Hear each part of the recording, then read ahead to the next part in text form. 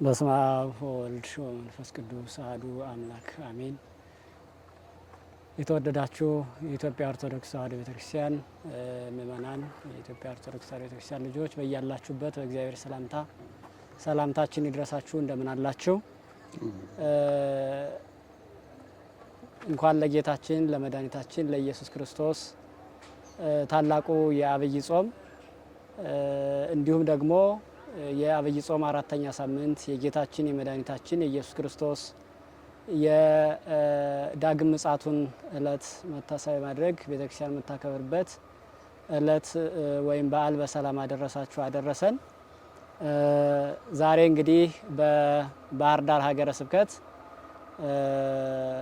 ፈለገ አእምሮ የአራቱ ጉባኤያት ምስክር ጉባኤ ቤት ነው የምንገኘው። በባህር ዳር ሀገረ ስብከት ካሉ ጉባኤ ቤቶች መካከል በፈለገ ሰላም ቅድስት አርሴማ ቤተክርስቲያን ፈለገ አእምሮ የአራቱ ጉባኤያት ምስክር ጉባኤ ቤት ነው የምንገኘው። የጉባኤ ቤቱ ሚዲያ ላይ ዛሬ ይዘንላችሁ የቀረብነው ሀሳብ የደብረ ዘይት በዓልን በተመለከተ አባቶቻችን ሊቃውንተ ቤተክርስቲያን የሚያደርሱትን ሀሳብ ወደ እናንተ ይዘን መጠናል። ዛሬ እንግዲህ ሁለቱ የምናውቃቸው በትምህርታቸው የምንወዳቸው አባቶቻችን ሊቃውንተ ቤተክርስቲያን የኔታ ሊቀ ጠበብት ስጦታው አያሌው እንዲሁም የኔታ አስተራየ ገራው የጉባኤ ቤቱ የአራቱ ጉባኤያት ምስክር መምህር ናቸው። ዛሬ እንግዲህ በደብረ ዘይት በዓል ላይ የሚነሱ ሀሳቦች አሉ። እነሱን በተመለከተ ሀሳቦችን እንለዋወጣለን ማለት ነው። የኔታ ሊቀ ጠበብት እንዲሁም የኔታ አስተራየ እንኳን በደህና መጣችሁ። እንግዲህ በዓሉ የጌታችን የመድኃኒታችን ኢየሱስ ክርስቶስ ዋና በዓል ብለን ከምናከብራቸው አንዱ ነውና የኔታ ሊቀ ጠበብት ደብረ ዘይት የሚለው በዓል በቤተክርስቲያናችን ይከበራልና መነሻው ምንድነው? የበዓሉ ምክንያት እንዴትስ ቤተክርስቲያን ታከብረዋለች የሚለውን እንዲያብራሩልን ወደ እርሶ እጋብዛለሁ። ከዚሁ ጋር ተያይዞ በደብረ ዘይት የሚከናወኑ ተግባራት አሉና እነሱንም የተወሰኑትን እንዲነግሩን ወደ እርሶ እሰጣለሁ። መልካም። በቅድሚያ ለአምላካችን ለመድኃኒታችን ለኢየሱስ ክርስቶስ በዓለ ደብረ ዘይት ማለትም ከጌታችን ከአምላካችን ከመድኃኒታችን ከኢየሱስ ክርስቶስ ከዘጠኙ ንዑሳን በዓላት አንዱ ደብረ ዘይት ነውና ለዚህ በዓል እንኳን በሰላም አደረሳችሁ በማለት ለኢትዮጵያ ኦርቶዶክስ ተዋሕዶ ቤተክርስቲያን ሊቃውንትና አማኞች ሁሉ ሰላምታ ይድረሳችሁ እላለሁ። በመቀጠል ደብረ ዘይት በቤተ ክርስቲያናችን አስተምህሮ እንዴት ይከበራል፣ ታሪካዊ አመጣጡ ምንድነው የሚለው ጥያቄ መልካም ጥያቄ ነው። በመጀመሪያ ደብረ ዘይት ምንድነው ስንል ደብረ ዘይት በኢየሩሳሌም በቤተ መቅደሱ ምስራቃዊ ክፍል የተወሰነ ርቀት ላይ የሚገኝ ተራራ ነው። ይሄ ተራራ ታሪካዊ ተራራ ነው። በብዙ መጻሕፍት በብሉያትም በሐዲሳትም የተነገረ ቦታ ነው። ነቢያት ከተናገሩለት ባሻገር ጌታም ሲያርግ በዛ ተራራ ላይ ነው ያረገው። ዳግምም እንደሚመጣ በዛ ተራራ ላይ እግሮቹ እንደሚቆሙ ነብዩ ዘካርያስ ወይ ቀውማ እገሪሁ አበደብረ ዘይት ብሎ እንደጠቀሰው ሁሉ ደብረ ዘይት የዳግም ምጽአቱ የመምጣቱ ምልክት ምን እንደሆነ በመዋዕለ ስብከቱ በዘመነ ስጋዌው በዚህ ምድር ተመላልሶ ሲያስተምር ደቀ መዛሙርቱ ስለ ዳግም ምጽአቱ ጥያቄ ያቀረቡበት ቦታ ነው። እንግዲህ ደብረ ዘይት ማለት በወይራ የተከበበ ተራራ እንደሆነ መዓልተ ይሜህር በምኩራብ ወሌሊተ ይበይ ውስተ ቤተ ደብረ ዘይት ወይም ደግሞ ኤሌዮን በሚባል ዋሻ ቀን ቀን በአእላፈ እስራኤል መካከል በ10 መንደር በብዙ ሀገር ሲያስተምሩ ውሎ ኢየሱስ ክርስቶስ አንድም ቀን ከሰው የታደረ የሚለው የለም። በዛ የቅዱሳን አጽም ባለበት ትንቢት በተነገረበት በዛ ወሳኝና ታላቅ ቦታ ተራራ ስር ያድር ነበር ብሎ ወንጌላዊ ሉቃስ ጽፎልናልና እዚህ ተራራ ማንነትና ምንነት ወይም አጠቃላይ ጽንሰ ሐሳቡ በብዙ መጻሕፍት ተተርጉሟልና ስለ ተራራው ብዙ ማለት ግን የሚያስፈልግ አይመስልም። አድራሻው ሰው ደብረ ዘይት ሲባል የዕለተ ሰንበቱ መጠሪያ ይሁን እንጂ ቦታው ሌላ ነው። ለምንድነው ማይከለ ጾም በሆነበት ለተሰንበት ደብረ ዘይት የተባለ ተብሎ ሲጠየቅ መልስ እንዲያገኝ ነው። ስለ ዳግም ምጽአቱ አምላካችን መድኃኒታችን ኢየሱስ ክርስቶስ በደቀ መዛሙርቱ ተጠይቆ ግልጽ የሆነ መልስ የሰጠበት በማቴዎስ ወንጌል ምዕራፍ 24 ሙሉ ስለ ነገረ ምጽአት የተናገረበት ቦታ ስለሆነ በቦታው ነው ሰንበቱ የተሰየመው እና ደብረ ዘይት ግን ሰንበትም አይደለም ምንም አይደለም እንዳልኳችሁ ተራራ ነው። ታሪካዊ ተራራ ብዙ በብሉያት ዘመን አባቶቻችን ብዙ ድል የነሱበት በዘመነ አዲስም ቅድም እንዳሉት አምላካችን መድኃኒታችን ኢየሱስ ክርስቶስ መጥቶ በዛ ቦታ ላይ ብዙ ስራ የሰራበት ሲያርግም በእግረ ደብረ በዛ አካባቢ እንዳረገ ቢታንያ ቅርብ ነው። ሰንሰለታማ ናቸው። ቢታንያ ለደብረ ዘይት ቅርብ ነው። ታቦር ለደብረ ዘይት ቅርብ ነው። እና አርሞኒየም እና ኤርሞን እና ሳኒር ሰንሰለታማ ብዙ አባቶቻችን ጠላትን ድል የነሱበት ተራሮቹ ታሪካዊ ሆነው የተነገሩ ሲሆን ደብረ ዘይት በይበልጥ ከነሱ ተራሮች አንዱ ስለሆነ በዛ ተራራ ስር ነው ማይዘ ይከውን ተአምሩ ለምጽአትከ ወለህልፈተ ዓለም ብለው ደቀ መዛሙርቱ ያንተ ዳግም መምጣት የዓለም ፍጻሜ ምልክቶቹ ብለው 3 ነገሮችን በተከታታይ ጠይቀውታልና ተራራው ምን ይመስላል? ቀጥሎ ግን ደብረ ዘይት ምንድነው ስንል ግን ተራራውን አይደለም ጠቅሰን የምናቆም የተነገረበትን አውድ በአጠቃላይ ስንገልጽ በዛን ቀን በደብረ ዘይት ተራራ ስር ደቀ መዛሙርቱ የጠየቁት ዓለም እንደምታልፍ ስታልፍ ምልክቶቹ ቀድመው እንደሚደረጉ ከመደረጋቸው በፊት ስያሜው ደግሞ ዳግም ምጽአት ተባለ። ዳግም ማለት ቀዳማዊ ነገር አለው ማለት ነው። ተደገመ ካል የቀደመ ነገር ነበር ማለት ነው። ለአምላካችን ወዳንታችን ለኢየሱስ ክርስቶስ መምጣት የቀደመ ነገር ነበር ስንል አዎ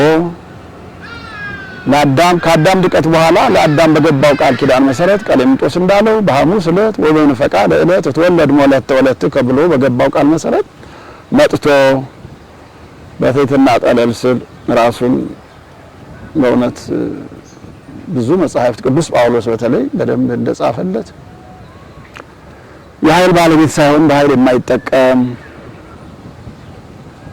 እና መጥቶ በቅድስት ድንግል ማርያም አድሮ መወለዱን ነው ዳግም ልደት ያለው። ስለ ዳግም ልደቱ ሐዲሳት ብሉያት ይመሰክራሉ። ይህን ምዕራፍን ቁጥር ብሎ መጥቀስ እጅግ በርካታ ነው። ስለዚህ ለዳግም ምጽአቱ ቀዳማዊ ልደቱ አንዱ ምጽአት ስለነበር ያንን ቀዳማዊ ምጽአቱን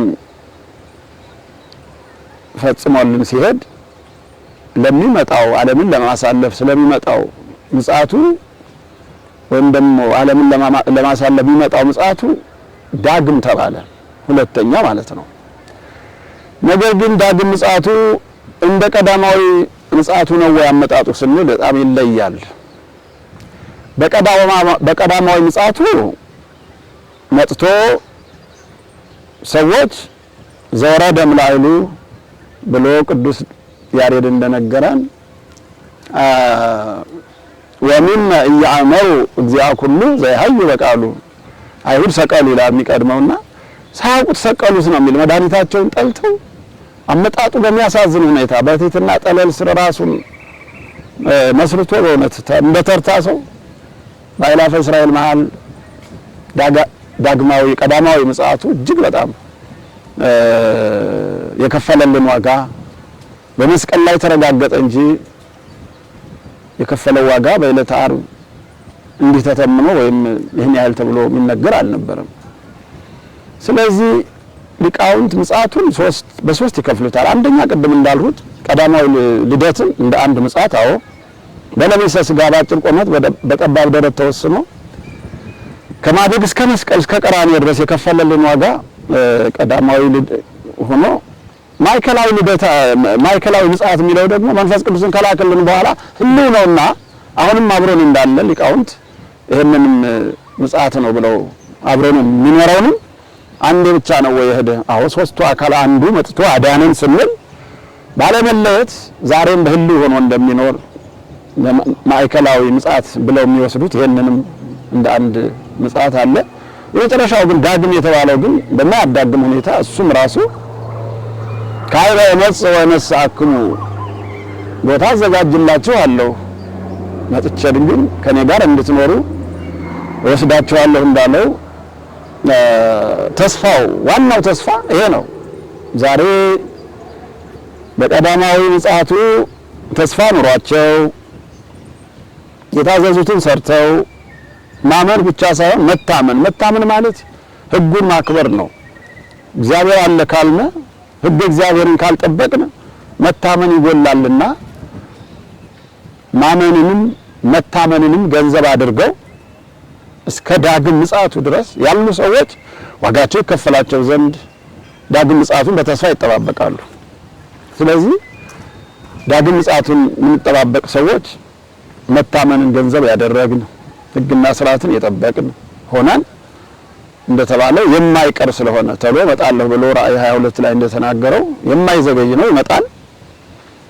ነገር ግን ከርኅራኄውና ከይቅርታው ብዛት የተነሳ ችሎን እስካሁን አለ እና ዳግም ምጽአት ስንል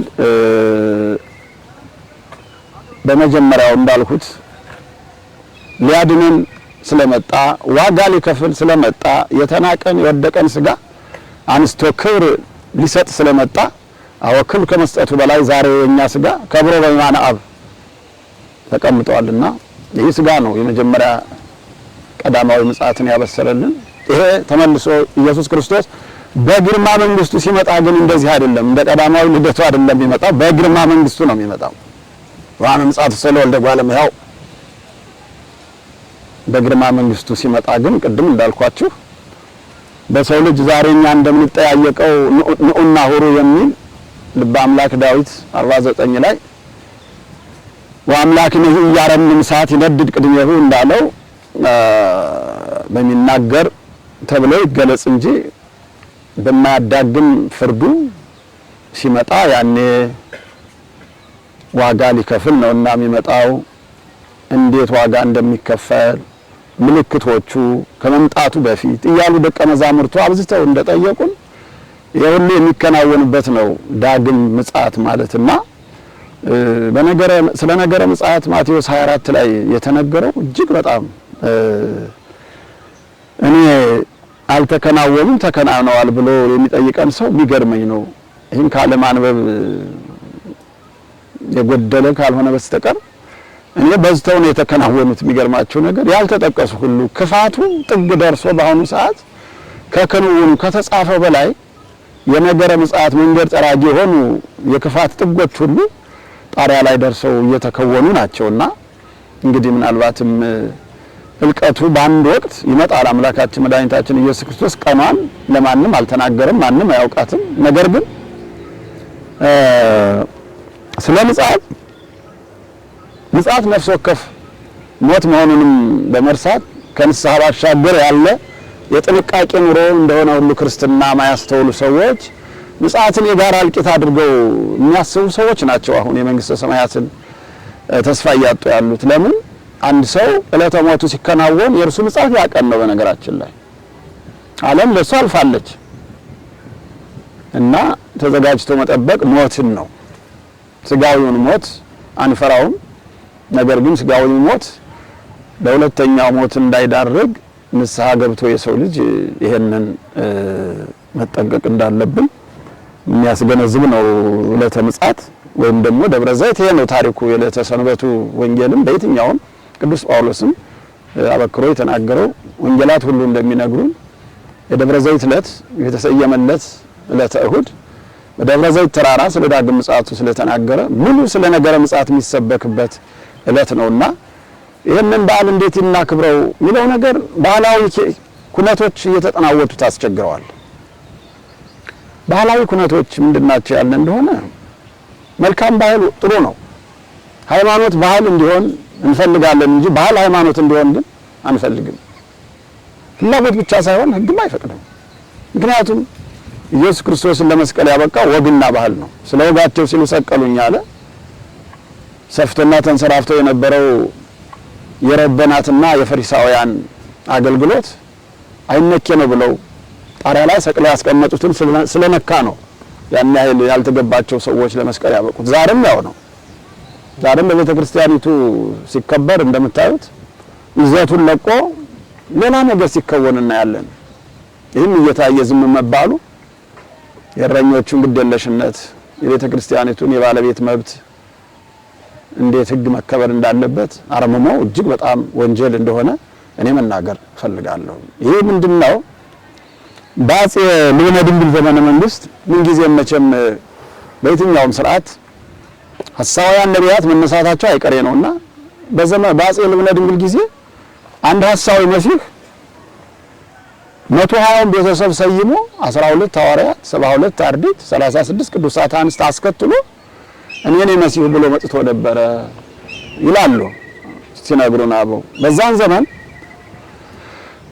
ጠንከር ያለ ሃይማኖት ሕግና ስርዓት ነበርና አንተ ማን ነህ የሚል ጥያቄ ቀርቦ ሰውየው ካፈረ በኋላ ብዙ ሰዎችም አብረው ተሳስተው ስለነበረ የመጣ ደግሞ የደብረ ዘይት ዕለት ነው። የሚገርማቸው ነገር ከዚህ ጋር ተያይዞ ምን ሕግ መጥቶ ነበረ? መምህረ ንስሐዎቻችሁን ሰብስባችሁ በደብረ ዘይት ዕለት ምን መሆን እንዳለበት ንገሩ፣ አሳሳች ሰዎች እየመጡ ነው የሚለው ያ የንጉሱ ቃልና አዋጅ ዛሬ ላለው ካህናት በዓመት አንዴ ብቻ ንስሐ ልጆቻቸውን እየጠሩ በየሰፈርና በየመንደር ጠላ ሹመው ጸሪቀ መበለት ይሁን ሌላ መባሌት የድግስ አይነት አስደግሰው በዓመት አንዴ መምህረ ንስሐ ልጆቻቸውን የሚጠሩበት አጋጣሚ ከዛ ተያይዞ እንደ ሕግ እስኪመስል ድረስ ሕገ ቤተ ክርስቲያንን እጅግ በሚጻረር መልኩ ሲፈጸም እናያለን። ከዛም ጋር ተያይዞ ምዕመናን በአጠቃላይ በተለይ በገጠሩ አብዝቶ ቆሎውን ያዘጋጃሉ፣ ንጉን ይላሉ፣ ጠላውን የተለያየ መባሊት አይነቶችን ከደረቁም ከብስሉም ከፈሳሹም ሰብስበው ሙታን ዘመዶቻችን ያሉ ዛሬ መጥተው ይህንን ምግብና መጠጥ ሁሉ በመመልከት ራሳቸውን ያጽናናሉ ብለው የነፍሳት ቀን የሙታንም ቀንን ወደ ማስመሰል ድረስ የደረሱበት አጋጣሚም አለና ይሁን እየታየ ግን የአዲስ ኪዳን መምህራን በእውነት በአጽንኦት ይህንን በመቃወም ወደ ማንነቱ መመለስ ሲገባ ለዘመናት ሕግና ወግ መስሎ አንድ ላይ ተጣምሮ ሁለቱ ወደ ሃይማኖት ሕግ እስኪቀየር ድረስ ዝም ማለት እጅግ ቤተ ክርስቲያኒቱ ያውም ንስሐ ተገብቶ ወድልዋኒክሙ ሀል ተዘጋጅታችሁ ተቀመጡ ማለት ምን ማለት እንደሆነ በአጽንኦት መነገር ሲገባው ወግና ባህል የቤተ ክርስቲያን ሕግ ሆኖ ዛሬ የአዲስ ኪዳን መምህራን ወይም ንስሐ አባት የሆኑ ካህናት በየቦታው በዓመት አንዴ ልጆቻቸውን የንስሐ ልጆቻቸውን በመጥራት የሚከበረው ባህል ሕገወጥ እንደሆነ ለዚህ መናገር እፈልጋለሁ። ለመላ ኢትዮጵያ ኦርቶዶክስ ተዋሕዶ ቤተ ክርስቲያን ደብረ ዘይትን ለሚያከብር ሕዝብ በእውነት ነው። መነሻው ምንድነው? አንድ ነገር ጥቂት መነሻ የተገኘ እንደሆነ ያንን በሚመች መንገድ አስፋፍቶና በልክ በመጠን ሰፍቶ የራስ ገንዘብ ማድረግ በጣም ይበዛል። በኢትዮጵያ ኦርቶዶክስ ተዋሕዶ ቤተክርስቲያን በጣም በብዙ ባህል ስናከብር ጥምቀትን የሚሰዱት መስቀልን የሚሰዱት ጎኑ ባህል ነው። ጥሩ እኮ ነው። ቅድም እንዳልኩት ሃይማኖት ባህል ቢሆን ደስ ይለናል። ምክንያቱም ተለምዶ እስከ ቤተሰብ ድረስ ደረሰ ማለት ነው። ሃይማኖት ባህል ሆነ ያልን እንደሆነ እንደዛ ሲሆን ነው። አልያ ግን አሁን እንዳልኳችሁ የደብረ ዘይት ዕለት በዓመት አንዴ ጠርቶ ንስሐ አባትን ለንስሐ አባት ምንድነው አንድ አባባል አለ። ካህንና ምእመን ግንኙነቱ በደብረ ዘይትና በአስከሬን የሚሉት ነገር አላቸው። ካህንና ምእመን የሚገናኙት በደብረ ዘይትና በአስከሬን ሆነ። አሁን አንደኛ በዓመት አንዴ በደብረ ዘይት አምጥቶ አደራ ብሎ በጭንቆላ ጠላ እና በፍንቆሎ ነፍሱን የሚያስምር እስኪመስል ድረስ መጥቶ የማያውቀው ሁሉ ገሌ አባታችን ቤት ነው እየተባለ ደብረ ዘይት ነው የሚመጣው። አለያ ደግሞ እዚያ የቀረውን ደግሞ በአስከሬን ነው የሚገናኙ እንጂ በህይወቱ ያለ ብፁዕ ወቅዱስ ዘረከበ ክፍለ በይእቲ ትንሣኤ እንተ ትቀድም መጽያ ማለት ቆይ ነው። በፊተኛው ትንሣኤ እድል ፈንታ ያለው ሁለተኛው ሞት በሱ ላይ ስልጣን የለውም ማለት ይኸው ነው። ዳግም ምጽአት እኮ ነው፣ ሌላ ነገር የለውም። ታዲያ ይሄንን ህሊና ትንሣኤ ልቡና የትንሣኤ ልቡና አድርጎ እንዲዘጋጅ የምናደርገው በዓመት አንዴ ነው እንዴ? መጽሐፍት ይላል ወይ? ካህናቱም እኮ አንቀጸ ንስሐ የሚለው መጽሐፍ ምን እንዴት ንስሐ እንደሚሰጥ ይናገራል። የደብረ ዘይት ዕለት ብቻ አይደለም፣ የተለየ ቃል ኪዳን አለው። በዚህን ቀን የሚያረጉበት ምንድነው መሰረታቸው? መሰረታቸው እኮ እንደምታውቁት ደብረ ዘይት እንግዲህ እውነት ነው እንደተሰየመ ሁሉ ጌታ የሚመጣበት ቀን ነው። ያችን ቀን ማንም አያውቃትም እንጂ ተዘጋጅታችሁ እኔ አሁን ማቀው እንደ ባህል ወላጆቻችን ተዘጋጅታችሁ ተቀመጡ ስለተባለ የትኛውንም ዕለተ እሑድ ሰዓት አንድደው ቁጭ ብለው እሑድ ቀን የማይተኙ መነኮሳትን አስታውሳለሁ። እኔ ናስ ቤተሰቦች እንደምሳሌ በወሰድ እሑድ ቀን የማይተኙ አሉ። አቡነ ዘበሰማያት ሲደግሙ ጸሎት ሲያደርጉ ሲያላይሱን ሲሉ ተዘከረነ እግዚአብሔር ውስተ መንግሥት እያሉ ሙሉ ጸሎት ሲጸልዩ የሚያድሩ ሰዎችን እናስታውሳለን። አንዱ ከዚህ ከሚዘጋጁበትና እንቅልፍ ከማይፈቅድላቸው ዕለታት አንዱ የሚገርማቸው የደብረ ዘይት ሰንበት ነው። እኔ አሁን እንደው ከጥንቶቹ አባቶችና እንደ የተጻፈ ባይሆን እንደ ወግ ግን እንደ ባህል ሆኖ ግን ሃይማኖት እንዲሆን እንፈልገው ነገር ቢኖር ይሄ ነበር። የሚገርማቸው ነገር ለምን ብፁዕ ገብርኤል ዘረከበ ጊዜ ዘዘንተ ይገብር አይደለም ይለው እንደው ተግቶ የታዘዘውን ሲፈጽም እገሌ ያየኛል ሳይል ተግቶ ያንን ስራ ሲፈጽም የተገኘ ያ አገልጋይ እውነተኛ ብፁዕ ነው እንዳለው ሁሉ ሲጸልዩ አቡነ ዘበሰማያት ሲደግሙ የቱርፋት ስራ ሲሰሩ በዚያች ለሊት ተግተው አምላካቸውን ይመጣል ብለው ሲጠባበቁ በጸሎት የሚገኙ ሰዎች መልካም እንደሆነና እጅ ከፍንጅ እንደሚያዝ ሌባ እነሱ ደግሞ ከአምላካቸው ማዕድ እጅ ከፍንጅ የሚያዙ የቱርፋት በተጋድሎ የሚገኙ ሰዎች እኮ ያንን ይነግሩናል። ግን ምንድነው ቃል ኪዳን አለው ወይ? አለው እንጂ ቢጸለይማ አሁን እንዳልኳችሁ ተግቶ ለሚጸልይ በደብረ ዘይት ዕለት የቱርፋት ስራ የሚሰራ በዛን ቀን ነዳያንን ዞሮ የሚጠይቅ በደብር ተሰብስቦ የቱርፋት ስራ ተብሎ የተጻፉት የታሰረውን የሚጎበኝ የታመሙትን የሚጠይቅ የታረዙትን የሚያለብስ ካለው አዋጦ አጠቃላይ እነዚህን የሚሰራ እኮ ከቃል ኪዳን ባሻገር እርሱ ምን ከሚባሉት ብሩካን ከሚባሉት እሱ ከሚጠራቸው በቀኝ ከሚቆሙት ተስፋ የተሰጣቸው ሰዎች እንደሆኑ አበክሮ ይነገራል። ግን ሌላው ግን እንዳልኳችሁ በደብረ ዘይት ዕለት መሰብሰብ አይከፋም። የተሰባሰበ ኃይል እኮ ውጤት አለው ወገኖች።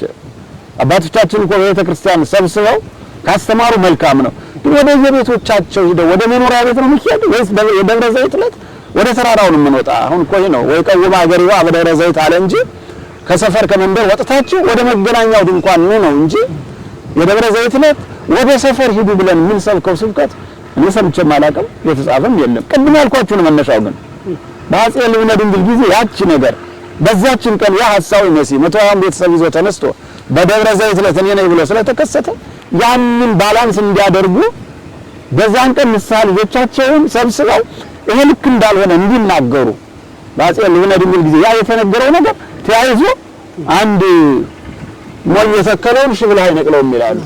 እና ያ ሆነና እስካሁኑ አባቶቻችን ድረስ ደርሶ የደብረ ዘይት ዕለት በየመኖሪያ ቤታችሁ ጠላ ማሾምና ገንዘብ ማስጣል ይሄ በእውነት ለመናገር ሕገ ቤተ ክርስቲያንን እንደ መቃወም እንደምጣረስ ስለሆነ እንዲስተካከል ነው በአጽንኦት እኔ ማስገንዘብ የምፈልገው።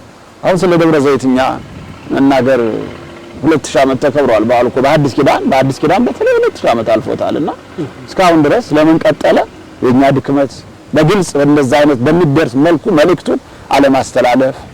ሁለተኛ መምህረ ንስሐ ማለት ደግሞ እውነቱን የሚናገር ልጅ ተሳስተሃል ከዚህ መንገድ ተመለስ የሚል እረኛ አይደለ። እንስሳት እንድንጠብቅ እኮ ነው የተመደብነው። ሲራክ የሚናገረው አንድ ነገር አለ በጣም የሚደንቅ ቃል ወገኖች። ሲራክ ምዕራፍ 6 ቁጥር 6 ላይ ብዙሃን ይኩኑ ከአእርክተ ወማይላፍ አሃዱ ምስለ ዘትትናገር ምክረከ፣ ብዙ ወዳጆች ይኑሩህ አለ። ምስጢርን የምትነግረው ግን አንድ ወዳጅ ይኑርህ አለ። ምስጢር የሚነገር ወዳጅ ከብዙ መምህራን ሰው ሊማር ይችላል። ከብዙ መምህራን ሊመከር ይችላል። ከብዙ መምህራን በአውደ ምሕረት በየትኛውም ቦታ ከብዙ ወዳጆች ሊመከር ሊማር ይችላል አንድ ሰው። ምስጢሩን የሚነግረው ግን ከምስጢራት ቤተክርስቲያን አንዱ ምስጢረ ንስሐ ምስጢረ ጥምቀት አንዱ ስለሆነ መምህረ ንስሐ ግን እያንዳንዱን በጋራ ሰብስቦ እንዳስተማረ ሁሉ ለእያንዳንዱ ደግሞ ችግሩን ሊገልጽለት በሚገባ ቦታ አንዱን ምስጢራዊ የሆነውን ወዳጁን ሊያገኝ ግድ ይላልና በእኔ በኩል ሁሉ ተያይዞ አደራ የምንለው መምህረ ንስሐዎቻችንን ስለሆነ ይሄንን ነገር ወደ ነበረበት ወደ አባቶቻችን ወደ መሰረተ ነቢያት ወደ መሰረተ ሐዋርያት ወደ መሰረተ ሊቃውንት እንዲመልሱትና አሁን መሰብሰቢያችን በሆነችው ቤተክርስቲያንማ አይደለም በሕይወተ ሥጋም በሕይወተ ነፍስ የምንሰባሰብባት ቦታ ናትና ወደዛ እንዲሰበስቡ እንጂ የሰፈሩን የመንደሩን ግን እንዲቃወሙልን ያልሰሙ ወግና ባህል ተብትቧቸው ምን እንደሆነ በማናውቀው መንገድም ወደዛ የሚሄዱትን ሁሉ እንዲመልሱ እኔ በአጽንኦት ማሳሰብ ነው የምፈልገው። የኔ መልካም እሺ፣ የኔታ ሊቀ ጠበብት ቃለ ሕይወት ያሰማልን። በእውነት የደብረ ዘይት በዓል አከባበር መሰረቱን እንዲሁም ደግሞ በዛም ዕለት የሚከናወኑትን አንስተው ተገቢ ያልሆኑ ነገሮችን ደግሞ ነግረውናልና የኔታ አስተራየ እዚሁ ላይ እንዲጨምሩበት የምፈልገው በተለይ ካህኑ ወደ እያንዳንዱ ምእመን ቤት እየሄደ ጎብኛቸው የሚል ነው የሥርዓተ ቤተክርስቲያናችን የንስሐ ልጆቹን። በደብረ ዘይት ዕለት ደግሞ የካህኑ ቤት ላይ የመሄድ ነገር አለና የኔታ ቅድም እንዳነሱት ይህንን ምእመናን መሄዳቸው መልካም ነው፣ የንስሐ አባታቸውን መጠየቃቸው። ግን ከዓመት አንድ ጊዜ ብቻ በዚህም ቀን እንደ ግዴታ መደረጉ አግባብ ነው ወይ? እየሆነ እያየ ነውና ይህንን ስንል መሄዳቸው አግባብ አይደለም ማለት አይደለም። ነገር ግን የዛችን ቀን እድል ገጥሟቸው የተገኙት መልካም እንዳደረጉ፣ በተለያየ ምክንያት የቀሩት ግን ዳግመኛ የንስሐ ልጅ የማይደረጉ የሚመስላቸው እባረራለሁ ብለው ሁሉ የሚሰጉ አሉና እንዴት ተገቢ ነው ወይ? እዚህ ላይ ትንሽ ቢሉና ወደ ቀጣዩ እንሄዳለን። እሺ መልካም። ውድ ኦርቶዶክሳውያን የእግዚአብሔር ቤተሰቦች በልዑል እግዚአብሔር ሰላም እንደምንሰነበታችሁ። በእውኑ አምላካችን እግዚአብሔር የታላቁን የጌታችን የመድኃኒታችን ኢየሱስ ክርስቶስን ጾም እየጾምን ከዚህ እንድንደርስ የረዳን የፈቀደልን የአባቶቻችን አምላክ የተመሰገነ ይሁን። የጾሙን እኩሌታ እንግዲህ በየኔታ ሊቀ ጠበብት በሚጣፍጥ አንደበት በሚገባ አስማምተው አዋህደው የተራራውን ምንነት ጌታ የተናገረበትን ምክንያት ይህ ሳምንት ደብረ ዘይት የተባለበትን ሁኔታ በዝርዝር ከየኔታ ጋር ስለቆየን በጣም ወሳኙን መልእክት አግኝተናል የሚለው ሀሳቤ ነው። ሁላችንም ይህንን እየተከታተል መማሩ መልካምና አስፈላጊ ነገር ነው። እንግዲህ ከዛው ተያይዞ የኔታ በደንብ በሚገባ ገልጠውታል። አንዳንድ የቤተክርስቲያናችን ስርዓቶች ብዙ ጊዜ ተቆጣጣሪ እንደሌላቸው ባለቤት አልባ በሚመስል ደረጃ ትንሽ ሕግና ስርዓቱን ባልጠበቀ መንገድ ወጣ ያሉ ስርዓቶችን የምናያቸው ሁኔታዎች አሉ። ከዚህ አንጻር አንዱ በደብረ ዘይት ከሚፈጸመው አንዱ የንስሐ አባትና የንስሐ ልጅ ግንኙነት የሚለው የኔታ እንደነገሩን እርሱ ነው። አመጣጡ መነሻው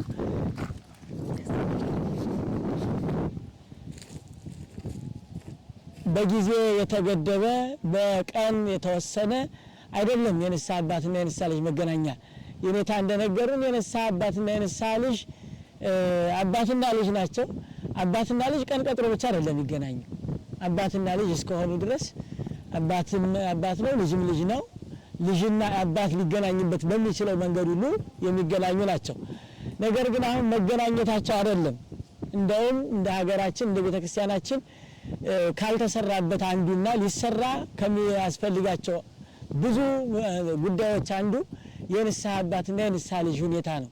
ምክንያቱም ቤተክርስቲያናችን እስከ አንድ ምእመን ድረስ መዋቅሯ የተዘረጋ እንደሆነ እያንዳንዱን ምእመናን ቤተክርስቲያን የምትጠበቅበት መንገድ በጣም ራሱን የቻለ ያዘጋጀቻቸው ትልቅ ወሳኝ ሁኔታዎች ናቸው። ነገር ግን አሁን አንደኛ የንስሐ አባት የንስሐ ልጆች ፈልገው ሲመጡ ሊያዘጋጀው የሚገባው መባሊት ቅድም እንደተባለው ይሄ ምድራዊ የሆነውን ነገር ብቻ ሳይሆን ይልቁንም በነፍሳቸው የሚጠቀሙበትን ሰማያዊውን ወንጌል ጌታችንም ሂዱና አስተምሩ ብሎ እንደተናገረው የወንጌል የማስተማሪያ መንገድ ነው ሊዘጋጅ የሚገባው እንጂ እንደው ተሸክፎ እንደ እድር እንደ ተለያየ ማህበራዊ ህይወት እንደምንገለገልባቸው ነገሮች የንስሐ አባትና የንስሐ ልጅን ያክል ትልቅ ተቋምና ትልቅ ኃላፊነት ያለው ምክንያቱም ይሄ የሰው ኃላፊ ነው። ኃላፊነቱን 100% ነው ሙሉ ፐርሰንት አድርጎ ነው የሚወስደው። እንግዲህ ካህኑ በንስሐ ልጁን ሙሉ ተጠያቂነት ነው ያለበት እንጂ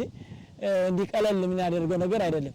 ስለዚህ እንደው ዝም ብሎ በዚህ በማህበራዊ ህይወቱ እንደተለመደው በየአካባቢው እንደሚታየው እንደው ዝም ብሎ የጨው ቂጣ ብቻ አንተ ውጽው ለምድር ማለት ጨው ይዛችሁ ተገኙ ማለት አይደለም።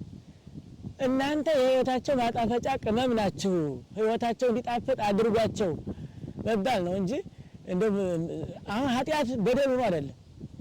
የኔታ ቅድም እንዳሉት ካገኘ ሰየው እየመገበ እያበላ ክርስቶስም አሳ እያበላ አስተምሯል። ነገር ግን አሳ ብቻ መግቧል ሰደዳቸውን ክርስቶስ ሲያስተምራቸው ውሎ አኮ መፍትው ርባን ይሆሩ እንደ ራባቸው ይሄዱ ዘንድ አግባብ አይደለም ብሎ ነው ካስተማራቸው በኋላ እንጂ እንደው በዚህ በስጋዊ ድሎት ለስጋዊ ጥቅማጥም በተራ ነገር ተራ በሆነ ነገር እንደተለየ ነገር አድርጎ ማሰብ ምእመናኑ ሲጀመር የንስሐ አባትና የንስሐ ልጅ ያደርጋቸው የሚገቡ አስፈላጊ ጉዳዮች የተረዷቸው በማይመስል ደረጃ በጥቃቅን ጉዳዮች አንዳንዶቹ የቀኖና ማቅለያና መሸንገያ በሚመስል ደረጃ አንዳንዶቹ የንስሐ አባቶች ደግሞ ያን እንደ ትልቅ ነገር በመቁጠር ዋናው ወሳኙን ስለ ነፍሳቸው መጨነቅ ስለ ነፍሳቸው ማስተማር የሚገጥማቸውን ችግር ማሳየት ዋናው ወሳኙ ጉዳይ እያለ በሚያደርጉት ጥቃቅን ነገር አገኝቻለሁ የንስሐ አባት የንስሐ ልጅን አገኘሁት ብሎ እንዳገኙት አድርጎ መቁጠር በጣም በጣም በጣም አላስፈላጊ ስለሆነ ከተገናኙ አይቀር የንስሐ አባት የንስሐ ልጁን ካገኘ ታክሞ መሄድ ያስፈልጋል። አንደኛ የንስሐ ልጅና የንስሐ አባት ግንኙነታቸው ሕክምና ስለሆነ አብዛኛው በነፍሳቸው በህይወታቸው በሰማያዊ ህይወታቸው የሚገጥማቸውን ችግር አክሞ መንፈሳዊ መድኃኒት ሰጥቶ መስደድ ስለሆነ በዋናነት ትኩረት ሊሰጠው የሚገባው የነፍሳቸውን የመዳን ጉዳይ ትኩረት አድርጎ ሊሆን ይገባል እና የንስሐ ልጆችም እንደው ምን ይዛችሁ መጣችሁ ቢባሉ ምንም ይዘውት የሚመጣው ከትምህርትም ከንስሐ ህይወትም ምንም የሚይዙት ነገር የላቸው አባቴን አግኝቼ ብቻ ነው። የንስሐ አባትም ዛሬ የንስሐ ልጆች መጥተው ይላል የንስሐ ልጆችን ካገኘ ምን አደረጋችሁ ምን ሰጣቸው ቢባሉ መልስ የሌላቸው አባቶች እየታየ እየመጣ ስለሆነ ከዚህ አንፃር መገናኘቱ መልካም ነው። ነገር ግን ዓላማውን መሰረት ያደረገ የንስሐ ልጅና የንስሐ አባት ሲገናኝ ሊያደርጋቸው ሊፈጽማቸው ሊያከናውናቸው ከሚገቡ ስርዓተ ቤተክርስቲያን ከሚያዙት ዋና ዋና ወሳኞች የተወሰኑትን ነገሮች ማድረግ አስፈላጊ ነገር ነውና ከዚህ አንፃር እንጂ አለመገናኘት ወይም የንስሐ ልጅ የንስሐ አባቱን መርዳት በደል ሆኖ አይደለም። እንደው ይልቁን ቀኖና እንዲያቀልልኝ እንዳይገስጸኝ እንዳይቆጣኝ ጠፋህ እንዳይል አግኝቼዋለሁ ብሎ እንዲያስብ አይነት የንስሐ ልጅ ጠፋህሳ ብሎ አባቱ እንዳይፈልገው የደብረ ዘይት አግኝቼዋለሁ በሚያስብል ደረጃ የሌላ ቀን የትምህርትና የተግሳጽ የምክር ማግኛ ነገሮችን መሸፈኛ እየሆነ እየመጣ ስለሆነ አባቶች ልጆችን ካገኙ ልጆች አባቶቻቸውን ካገኙ ልጆች ከአባታቸው ሊያገኙት የሚገባውን መልእክትና ትምህርት ሊያገኙ ይገባል። አባቱም ልጆቹን ካገኘ ለልጆቹ ሊሰጣቸው የሚገባውን ትምህርትና መስጠት መቻል አለበት የሚል ነው። የኔታ በጣም በሰፊው ስላስተማሩና ስለነገሩን እግዚአብሔር ይስጥልን። መልካም። እሺ የኔታ ቃለ ሕይወት ያሰማልን። ከዚሁ ከተነሳው ሀሳብ ላይ የኔታ ሊቀ ጠበብት እንዲጨምሩበት የምፈልገው ነገር አለ። የንስሐ አባትና የንስሐ ልጅ መገናኘታቸው ግዴታ ነው፣ መልካም ነው። ነገር ግን ብዙ ጊዜ ንስሐ አባትና ንስሐ ልጅ የሚገናኙበት ጊዜ መብትና ግዴታን አለማወቅ አለና የንስሐ ልጆች መብትና ግዴታቸው ምንድን ነው? ማድረግ ያለባቸው ማግኘት ደግሞ ያለባቸው ምንድን ነው የሚለውን እንደው በደንብ ቢያብራሩልን። ብዙ ጊዜ ቤት መጥቶ ዝክር ስለዘከረ ብቻ እንደ ንስሐ አባት ቆጥሮ እድሜ ዘመንን ብቻ ንስሐ አባት አለኝ እያሉ መኖር ተገቢ ነው ወይ? መብታቸውን ግዴታቸውን ዘርዘር አድርገው ቢያስረዱን የሚል ነው። በቤተ ክርስቲያን መብትና ግዴታ የሚባል ነገር ከነጻ ፈቃድ ውጪ ሌላ ነገር የለውም። እግዚአብሔር ፈጥሮ የሚገዛ አስፈቅዶ የሚያደርግ አምላክ ነው በእውነት ለመናገርና እኛ አሁን አልገባን ያለ እግዚአብሔር እንዴት እንደሚገዛን ነው። ገዢ ስንል ምድራውያን ነገስታት ፈልጠው ቆርጠው ያልፈጠሩትን ህዝብ እንደሚገዙት አይደለም። እግዚአብሔር እኛን ሲገዛን ውሃውን አፈሶ ብርሃኑን አመላልሶ ነፋሳቱን አንፍሶ አንዳች ነገር ሳይጠይቅ ነው። አንዳች ነገር ላገኘነው አገልግሎት አንዳች ነገር ሳይጠይቅ ነው። እንደው ሰው ሆኖ መጥቶ በዛ ጊዜ እንኳን እንደምታዩት እንደ ተርታ ሰው ታይቶ መሄዱ ለዳግማዊ ምጽአት የሚከፍሉት ዋጋ ሁላችን የምንከፍለው ዋጋ እሱ ነው በነገራችን ላይና ንስሐ አባት ማለትም የክርስቶስ አምሳል ሆኖ ከኔ ተማሩ እኔ ሸክሜ ቀላል ቀንበሬ ልዝብ ናት ብሎ እንዳይከብድባቸው ሆኖ እንደኛ ዕዳ ተቀብሎ ያን ያህል ዋጋ የከፈለ ዛሬ ላሉን አባቶቻችን አርአያና ምሳሌ እሱን እንዲከተሉ ነው በነገራችን ላይ እና መብትና ግዴታ የሚባለው ያገልጋይና የተገልጋይ ትስስር ካልሆነ በስተቀር ምእመናንን እኛ ምናጉርበት ጣቢያ ወይም ደግሞ ምንቀጣበት ምናስገድድበት ወታደር የለንም። ማስገደጃው ትምህርት ነው። ትምህርቱ ግን ቅድም እንዳልኳችሁ አዳም በነጻ ፈቃድ አጠቃቀም ላይ እሳትና ውሃ ቀርቦለት ምርጫው የራሱ ሆኖ ይህን ያህል ዋጋ እንዳስከፈለን እሱም እንደከፈለ ሁሉ ዛሬም እንደዛው ነው። አንድ መምህረ ንስሐ ለአንድ ምእመን አባት ሲሆን ቅድመ ሁኔታቸውን መንገር መቻል አለበት። በነገራ እሱ ነው አሁን ችግር የሆነ በጎቹን ሰብስቦ ማጎር ሳይሆን መጠበቅ፣ ማሰማራት፣ መቁጠር፣ መልሶ ወደ ነበሩበት መመለስ በጥሩ ቦታ እና ችግር የሆነ አሁን እሱ ነው። አንድ ካህን ብዙ 200 300 ልጅ ሊኖረው ይችላል።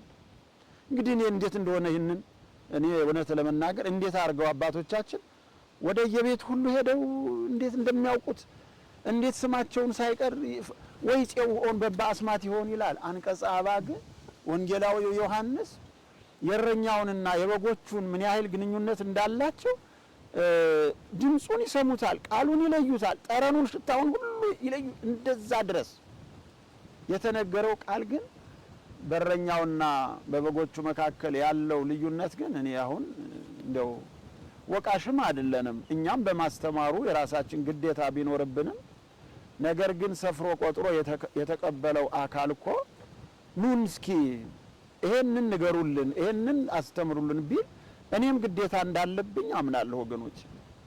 ስለዚህ ምእመኑን መሰብሰብ ሳይሆን ሰብስቦ እንዳይራብ ቅድም መምህራችን ጥሩ ነገር ተናገሩ። ኢየሱስ ክርስቶስ የባህሪ አምላካችን አኮ መፍትው ይሁሩ ሩባን ይሆሙ ምን ለከርስ ለሱ የሚገደው ነገር የለ አጥግቡ አላው በሁለት ዓሣ በአምስት እንጀራ ፍጻሜው ግን ምንድነው ነው?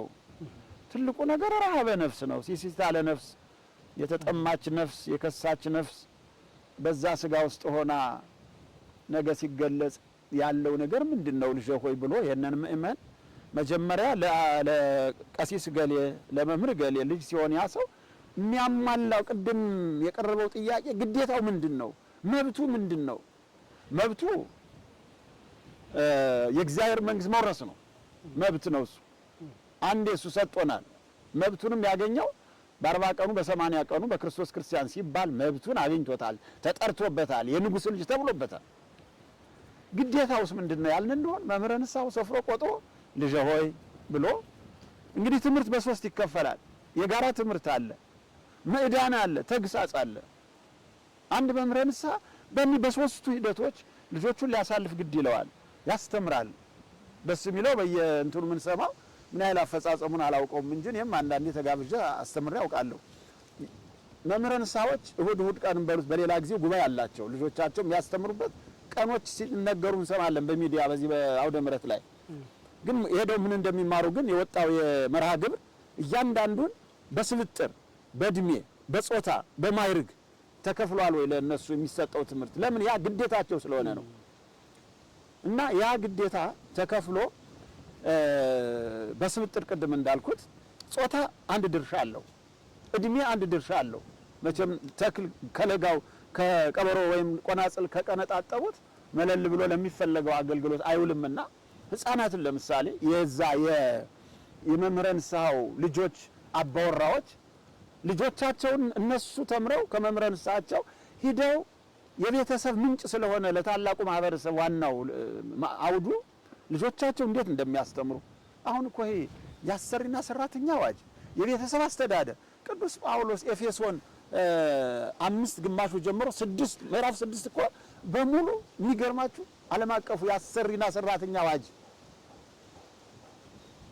የህፃናት አስተዳደግ አጠቃላይ እዚያ ተቀምጦልናል። እኛን እኮ እግዚአብሔር በእውነት ምክንያት አሳጥቶ ነገ እንደሚፈርድብን አስቀድሞ በትንቢት ነቢያትን በስብከትና በትምህርት ሐዋርያትን ዛሬም ሊቃውንትን አስቀምጧል እኮ። ይህንን ቅድም የተጠየቀው ግዴታዎቹ ምንድናቸው ተብሎ ለምእመኑ ደግሞ እንዴት እንደሚፈጽመው ቀላል ስለሆኑ ነው። የአዲስ ኪዳን ህግጋት ቀላል ናቸው በነገራችን ላይ በጣም ቀላል። እነዚህን ግን ጊዜ አውጥቶ ስርዓት መስርቶ አንድ መምህረ ንስሐ ከነገረ እኔ እውነቴን ነው እንደው እግዚአብሔር መቼም የፈጠረ ስለሆነ ባህሪያቸውን አይቶ ነው አባጌ ያላቸው በጎች ያላቸው። በግ የዋህ ነው፣ ከአራጁ ጋር የሚውል ነው። ተኩላ እንዳይበላው ግን ከየዋህነቱ የተነሳ እንዲያውቅ ማድረግ ግን የእረኛው ባህሪ ስለሆነ ይህንን ቅድም እንዳልኋችሁ ገና ሲይዙት ወይም ደግሞ አንድን ምእመናንን ንስሐ አባትየው ሲመዘግብ ግዴታዎችን ዘርዝሮ ወግና ባህል የረበናት አጠቃላይ የማታለያ ዘመኑ ክፉ እንደሆነ የዘመኑን ክፋት በአጠቃላይ ቅድም እንደተባለው አንተሙ ብርሃን ናቸውና ከጨለማው ዓለም ከአምልኮ ጣዖት ከገቢር ኃጢአት እንዴት እንደሚወጡ ስርዓተ ትምህርት ቀርጾ አጫጭሯል።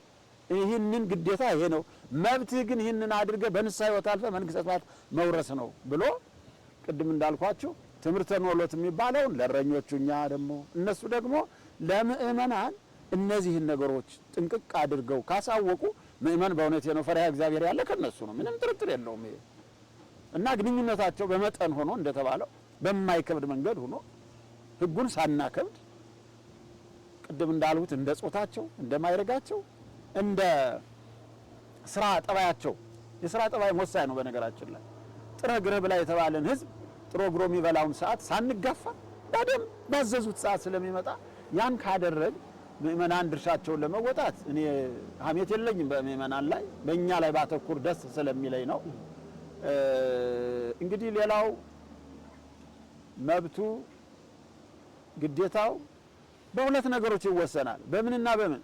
በንስሐና በስጋው ደግሞ በመቀበል ነው የሚደመደመው። ይሄ ነው መምህረ ንስሐ ሁልጊዜ ደብረ ዘይትን ለምሳሌ መቼም ማጠንጠኛችን ነውና እንደ ምሳሌ ልውሰድ።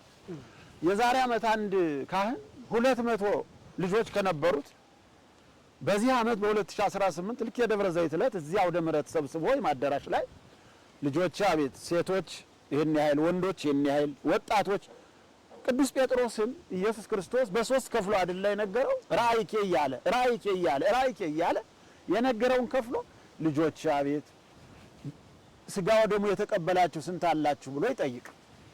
ግዴታ እኮ ነው። ሰብስበን የምናደልባቸው የምናዳቅላቸው ከሆነ ርቢ ነው የሚሆነው። ይሄ ስጋዊ ማርባት የእንስሳትን የሚያረቡ ሰዎች የሚያረቡት ነገር ነው የሚሆነው። በጎቹን የሚያረባ ሰው ሊኖር ይችላል።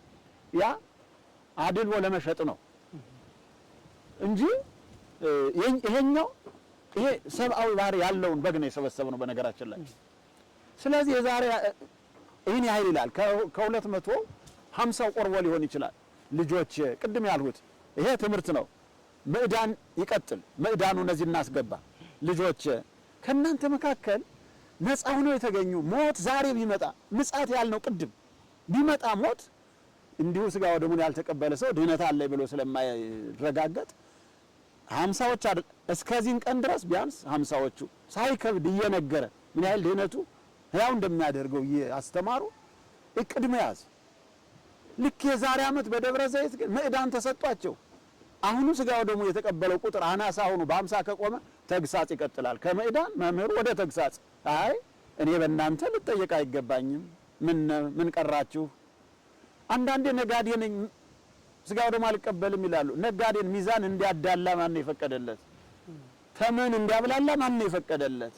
በወጣው ተመን ከሸጠ በሚዛን ከሸጠ። ንግድ እኮ አንድ የሥራ ጸባይ ሆኖ በወንጌል የተጠቀሰ ነው። እስመ ከመ ብእሲ ዘይነግድ አይልም። በቃ መክሊቱን የሰጣቸው ሰዎች አንዱ የቀበራለ፣ አንዱ አራብቶ፣ ሁለቱን አራት፣ አምስቱን 10 አድርጎ ያቀርባል። ይሄ የንግድ አይነት ነው በነገራችን ላይ።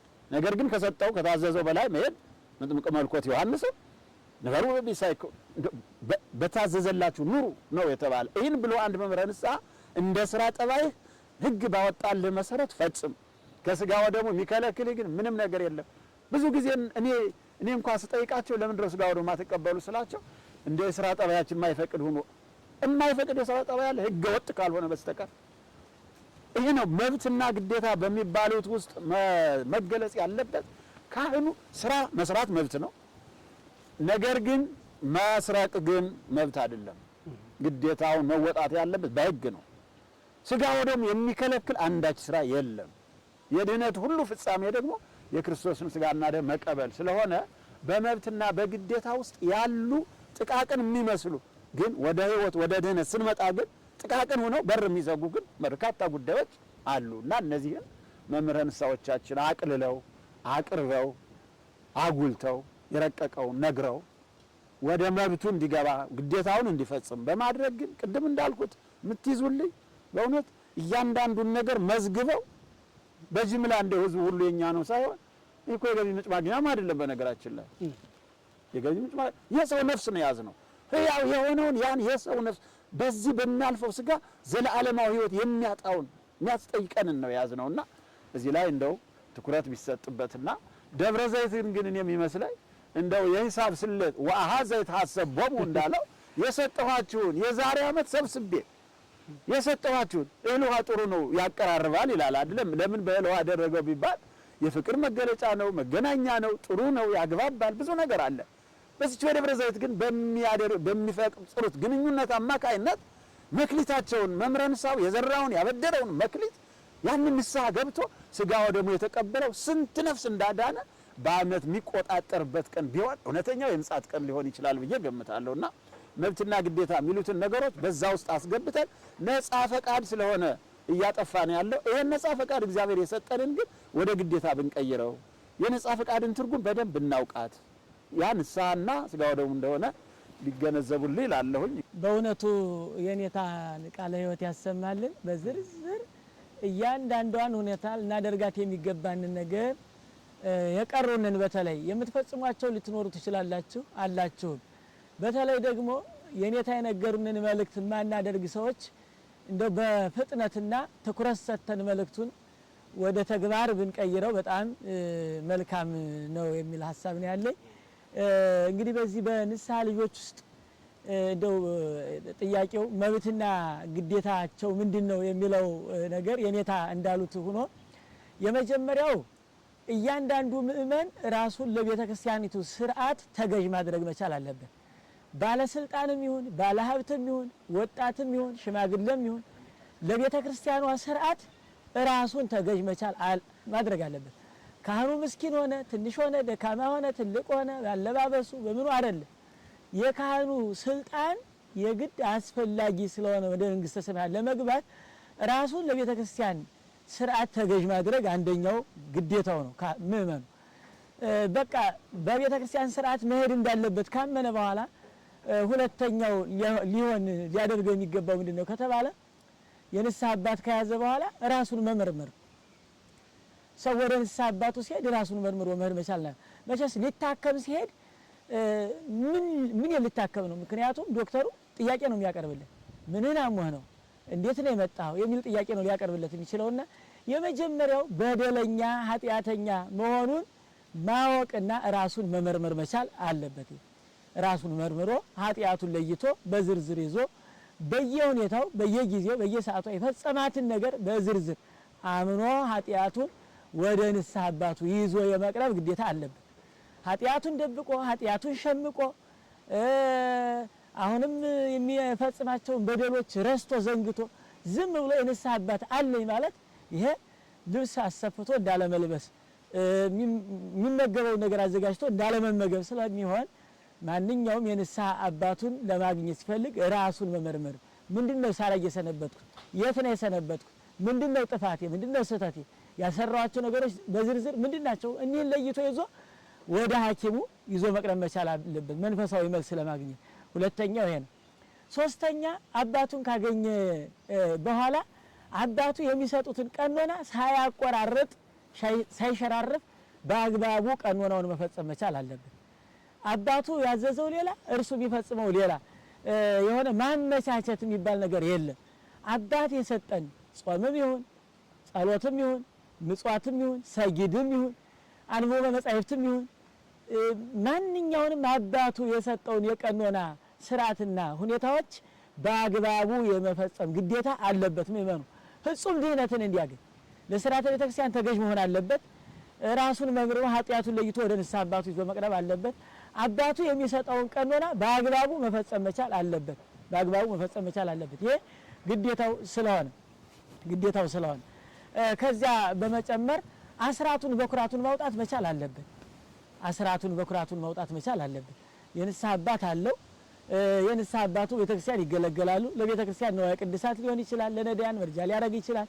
ስለዚህ የንስሐ አባት ያለው ምእመኑ ሁሉ በያለበት አስራቱን በኩራቱን ቀዳማያቱን አውጥቶ ለቤተክርስቲያን የሚገባውን ነገር ማድረግ መቻል አለበት። ይሄ እንግዲህ ግዴታውና መሳሰሉት በጣም በርካታ ነገሮች አሉ። በመሰረቱ የኔታ ስላሏቸው እንደ መብቱ ምንድነው የሚለውን ነገር ስናነሳ የመጀመሪያው በሃይማኖቱ የታመነ በምግባሩ የታወቀ በትምህርቱ የዘለቀ ጥሩ አባት የመያዝ መብት አለው። መጀመሪያው ግድህን ያዝ ተብሎ ሊያስገድደው የሚችል ማንም አካል የለም።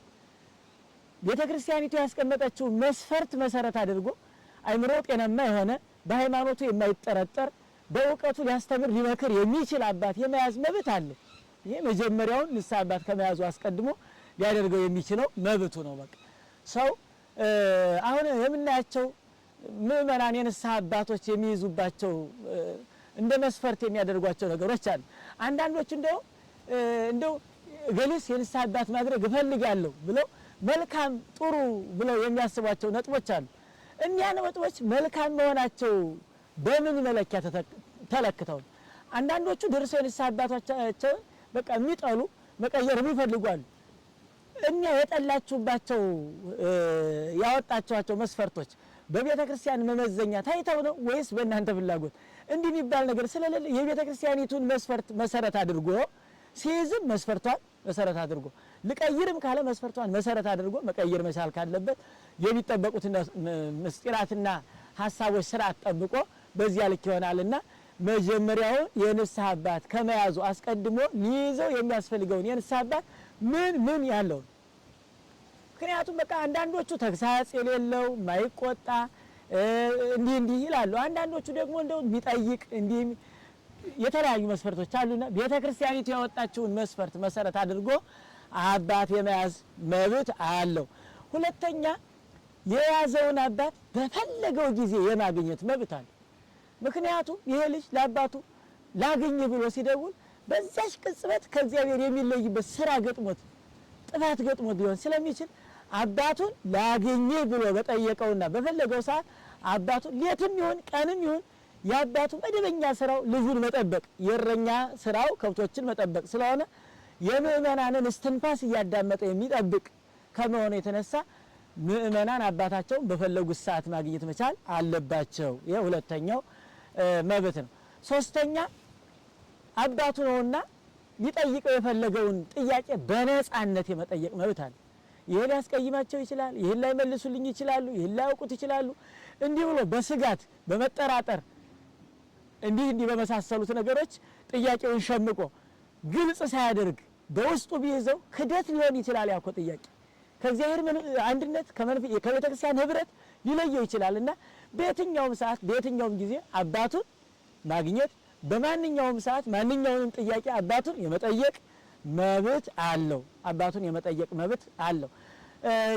ሲቀጥል አራተኛ በጸሎት የመታገዝ መብት አለው። አባቴ በጸሎት ያስቡኝ፣ ደክም ያለው ዝያለሁ፣ አቅቶኛል፣ ሰይጣን ፈትኖኛል። ስለዚህ ከዚህ አንጻር በሰላም ለኪ በጸሎተ ማርያም በወንጌል በኪዳን ያስቡኝ ብሎ አባቱን በጸሎት እንዲያስቡት የመጠየቅ መብት አለው፣ የመጠየቅ መብት አለው። ከዚያም በተጨማሪ ምክር መንፈሳዊ ትምህርት የኔታ እንደነገሩት የመማር የመመከር መብት አለው። ምክንያቱም በስጋዊ ሕይወቱ ሊሆን ይችላል፣ በመንፈሳዊ ሕይወቱ ሊሆን ይችላል፣ ወደፊት ሊያደርጋቸው የሚፈልጋቸው ነገሮች ሊሆኑ ይችላሉ፣ መንፈሳዊ ሃይማኖታዊ ጥያቄዎች ሊሆኑ ይችላሉ። እኒያን አንስቶ የመመከር መንፈሳዊ ምክር የማግኘት መብት አለው። እንደው በዚያው አያይዞ ከግዴታው ላይ ስናነሳ እንደው ምእመናን በአባታቸው ላይ ማጉረምረም፣ አባትን ማማት፣ እንደው ሳይወዱት አባት አድርጎ መኖር፣ ይሄ በእውነቱ በነፍስ ላይ ፊልም መጫወት፣ ቀልድ መጫወት። ጉዳዩ መንፈሳዊ ሕይወት፣ የሰማያዊ ሕይወት፣ የገሃነመ እሳትና የመንግስተ ሰማያት ጉዳይ ስለሆነ አባትን እየጠሉ አባትን እያሙ አባትን እያጉረመረሙ አንዳንዶቹ ሲያገኟቸው እሽሽሽሽ ይሉና ከተለዩቸው በኋላ ይሄማ ካህን እንዲህ ነው እያሉ የካህናቱን ነውር እያነሳሱ ወይን እሳቸውን በግልጽ አይነግሩ እንዲህ የመሳሰሉትን ነገሮች ለምሳሌ ከተናገሩ ቀኖና የወጣባቸው ምስጢር ካለ አይ እንዲህ ስለወጣብኝ ካሁን በኋላ እንዲህ ነገሮች እንዳይላመዱ ብሎ ሊደረግ የሚገባውን ጥንቃቄ እንዲያደርግ መምከር፣ ደግሞ ተመክሮ መልስ የማያገኝበት ከሆነ ወደ ፍጹም መቀየር መሄድ እንጂ አባትን እያሙ በአባት ላይ እያጉረመረሙ መኖር ይህ በቤተ ክርስቲያን ሕግና ስርዓት መሰረት ነውር ነው፣ ክልክል ነው። አባታችሁን አትሙ፣ በካህናት ላይ አታጉረምርሙ። ልትናገሩት የምትፈልጉትን ነገር በግልጽና በጋድ ጠይቁ። ማድረግ የሌለባችሁን ነገር አለማድረግ እንጂ ማድረግ እንደሌለባችሁ አምናችሁ አድርጋችሁ ከዚያ በኋላ ካህኑ ከወጣ በኋላ ለሌላ ለመንደር ለኃላፊ ሰው አባትን ማመት ይሄ ከአንድ ክርስቲያን የማይጠበቅ ትልቅ ነውር ነውና መንፈሳዊ መብትና መንፈሳዊ ግዴታችሁን ተረድታችሁ ልንገለገል ያስፈልጋል የሚል መንፈሳዊ መልእክት አለኝ። እግዚአብሔር ይስጥልኝ፣ ቃለ ሕይወት ያሰማልን። እንግዲህ የንስሐ ልጅ ምን ማድረግ እንዳለበት፣ ንስሐ አባትም ምን ማድረግ እንዳለበት ነው የነገሩን። የኔታ ሊቀ ጠበብት እንዲያጠቃልሉት ወደ እርስዎ መልሰዋለሁ። የንስሐ ልጆች መዋጮ እንዲያዋጡ በተለይ የደብረ ዘይት አንዳንድ ነገሮችን እንዲያደርጉ የመገደድ ለሻሽም ይሁን ለካባም ለተለያየ ነገር ሊሆን ይችላል፣ አናውቅም። ካህኑ ከእያንዳንዱ ምእመን የመሰብሰብ መብት አለው ወይ? እንደ ስርዓተ ቤተክርስቲያንም ከእያንዳንዱ ንስሐ ልጅ የሚቀበላቸው ነገሮች እንደው በትሩፋት ልጆቹ ፈልገው አምጥተውም ላይሆን ይችላል። ብዙ ጊዜ የምናየው የማስገደድ ነገሮች አሉ። ንስሐንም በብር የመቀየር ነገሮች ከዚህ ከፍ እያሉ ወደዛ ደረጃ እየመጣን ነውና እንደው ይሄንንም ከስርዓተ ቤተክርስቲያን ጋር ማይጣጣም ነገር ስለሆነ በዚሁ ምክር እንዲሰጡንና እንዲያጠቃልሉት እድል እሰጣለሁ። እንግዲህ መነሻችን ስለ ህልፈተ ዓለም ደብረ ዘይትን መነሻ አድርገንና በደብረ ዘይት ዕለት የተነገረው ከዚህ ሁሉ ድካም ዓለም እንድናርፍ አምላካችን መድኃኒታችን ኢየሱስ ክርስቶስ ዳግም በግርማ መንግስቱ ሲመጣ አሁን ከምንለው ነገር ሁሉ አሳርፎ ዋጋ ሊሰጥ ነው የሚመጣና በዛን ጊዜ ገዢ ተገዢ የሌለበት ፀሐይና ጨረቃም የማይፈራረቁበት የእርሱ መንግስት ነው የምንወርስና እንግዲህ ያን ለመውረስ የሁለቱም ወገን ገሌ ከገሌ ሳይባል አሁን ዋጋ ካልከፈልን እዛ በኋላ ጩኸት ሁሉ ከንቱ ስለሚሆን እኔ በእኔ በኩል ያሉትን አባቶችን ሊቃውንትንና ካህናትን ከዛ ቀጥሎ ያሉ ምእመናንንም በእውነት የመንግስት ወራሾች እንሆን ዘንድ እኔ እጅግ በጣም የምንሰራውን ስራ ከዓለሙ ለይተን ልናውቀው ይገባል እላለሁኝ። ምክንያቱም ካህኑም መምህሩም ከተጻፈው ከምንጩ ካልቀዳን የምናስተላልፈው ሀሳብ በየጊዜው ተለዋዋጭ ስለሚሆን ምእመናንም አይቀየር የሆነውን የእግዚአብሔርን ቃል እንዲለማመዱትና ለመፈጸም መንታ ሕሊና እንዲኖራቸው እናደርጋለን። ይሄ ከምን የመነጨ ነው ያልን እንደሆነ ለምሳሌ ቅድም እንዳልነው ስለ ምስጢረ ንስሐ ስለ አንቀጸ ንስሐ ወጥ የሆነ አንዲት ቤተክርስቲያን አንዲት ሃይማኖት ክህነትም አንድ ናት እኮ ሌላ የለው፣ ምንጩም አንድ ኢየሱስ ክርስቶስ ነው። ወጥ ካላደረግ ነው እገሌ የሚባል ካህን እንዲያደረገውን እኔን ይነጋግራሉ እኮ ነው። እውነት ይነግሩናል። ለኛ እኮ ተመሳሳይ ኃጢአት ፈጽመን ይላሉ። የሚገርማችሁ ነገር ያው ይነጋገራል። ጎረምሶች፣ ወጣቶች እኔን ይህን ያህል ጾም ሲለኝ እገሌ ግን ካህኑ ይህን ያህል አርግ። እንግዲህ ያ ስልጣናቸውን እውነት የካህናት ነፃ መልቀቅ መብታቸው ነው። በቃ መብታቸው ነው።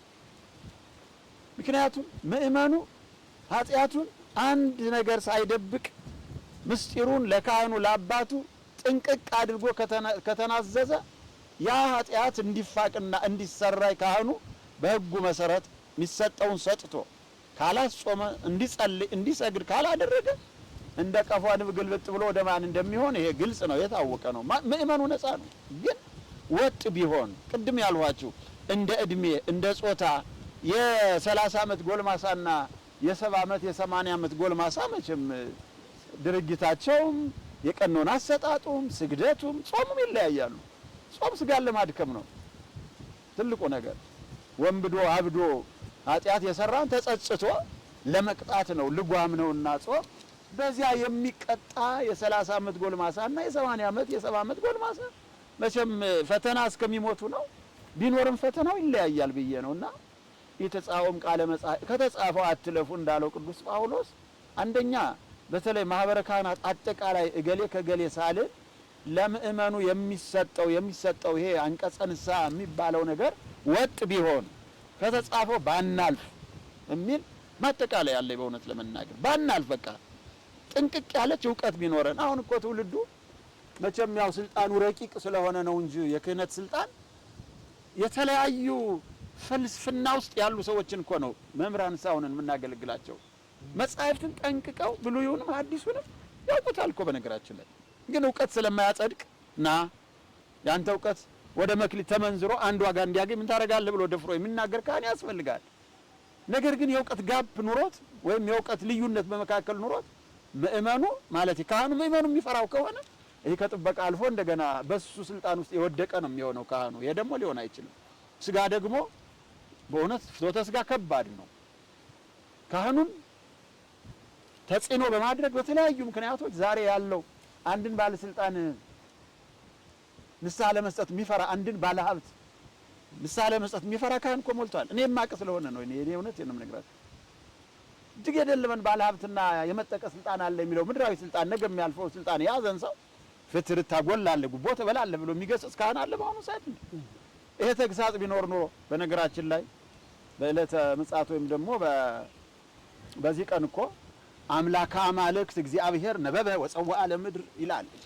ከአስሩ የዳዊት አርስት አንዱ ዘለፋ ካህናት ወነገስታት የሚባለው ይሄ አምላከ አማልክት እግዚአብሔር ነበበ ወጸወአ ለምድር እኮ ነው። ዘለፋ ካህናት ወነገስታት ወመኳን ይለዋል። ይሄ ነው ይመጣል። እግዚአብሔር ይናገር አምላክን ዝም አይልም፣ ይናገራል እኮ ምድርንም ይጠይቃታል እኮ። ያኔ በአንደኛ ረድፍ ተጠያቂው ካህናት እኛ ነን። ዛሬ ልቅ በሆነ በጎቹን በምናሰማራበት ሜዳ ለይተን ከጥብ ከረሃብ ካልጠበቅን ነገ እግዚአብሔር ይናገራል። ስለ ምጽአት ስናወራ ቁጥር አንድ ይሄ ነው። ዘለፋ ካህናት አለ። ስለዚህ ይሄንን ነገር በቁርጥ ተነጋግረን እግዚአብሔር ቅድም እንዳሉት በቀዳማዊ ምጽአቱማ ሰው ፍለጋ መጥቶ ሰው አጥቶ ተንገላቶ ያንን ሰው አርጎን ሂዶ ነበር። ዛሬ መጨረሻውን ሰው ፍለጋ ይመጣል።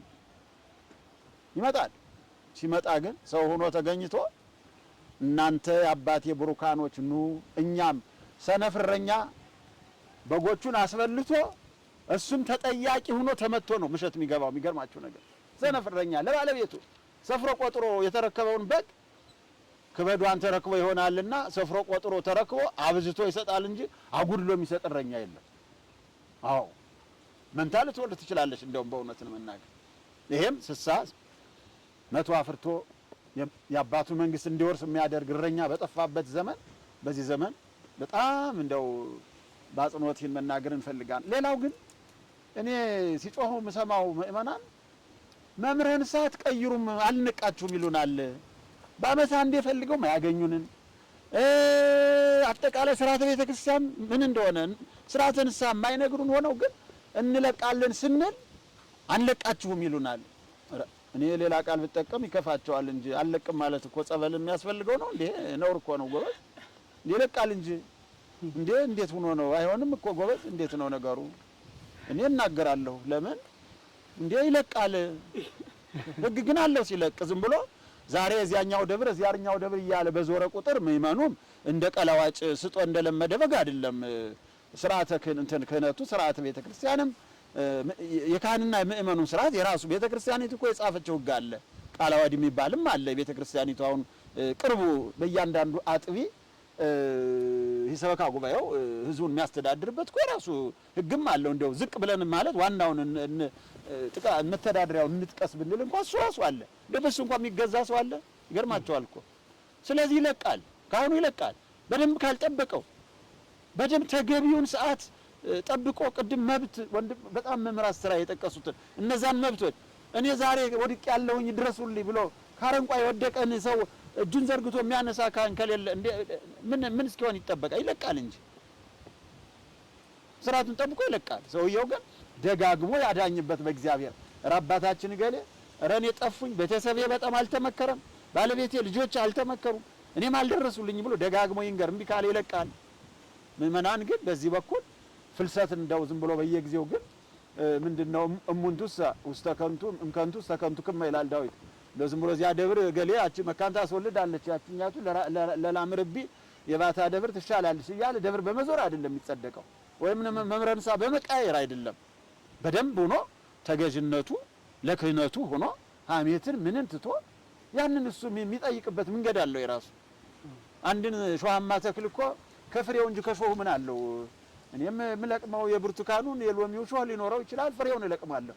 አንዳንዴ የሰውን ኃጢአት አጥርቶና አጉልቶ ወንጀልና እንደው እንትን ፍለጋ ብቻ ሳይሆን ከካህኑ የሚፈለገውን ካላገኘ ግን ይቀይራል። እና በአጠቃላይ ቅድም እንዳልኋችሁ እንጠየቃለን። ጊዜው ደርሷል።